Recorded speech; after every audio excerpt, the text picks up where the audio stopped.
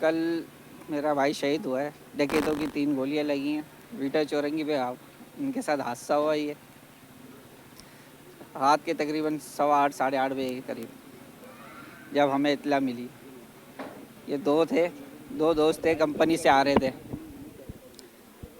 Company से आ रहे थे। मेरा भाई बाइक चला रहा था, इसको सामने से 3 गोलियां लगी हैं और पीछे आला जख्मी हुआ है।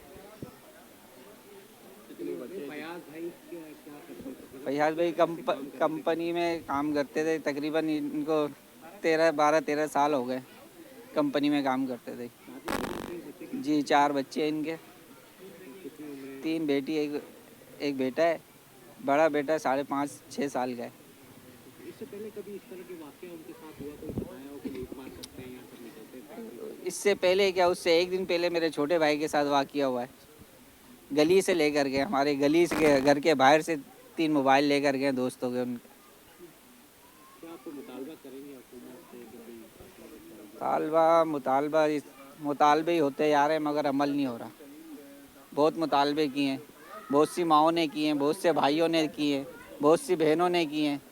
कोई मुतालबे आज तक पूरे हुए जो हमारे मुतालबे पूरे होंगे। बहन भाइयों में किस नंबर पे? वो 30 नंबर पे था जी। पूरी कराची को पता है, पूरी कराची को पता है कि इस कराची में क्या हो रहा है। मेरे बेटा, सबको पता है मेरी जान। आप मुझे बताओ, आप लोगों नहीं पता चाहिए, बताओ फिर तो यार।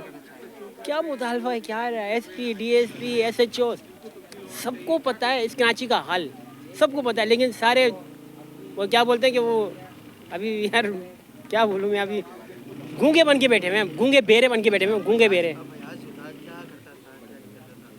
गारमेंट्स कंपनी में बहुत अच्छे खुश अखलाक लड़के हैं, खुश अखलाक लड़के हैं माशाल्लाह। सारे भाई खुश अखलाक हैं मेरे भाई, ना किसी का कभी दिल दुखाया, ना कभी किसी का कुछ वो करा। नहीं, मैं आ जाओ, मेरे साथ आ जाओ, छोड़ दो आप।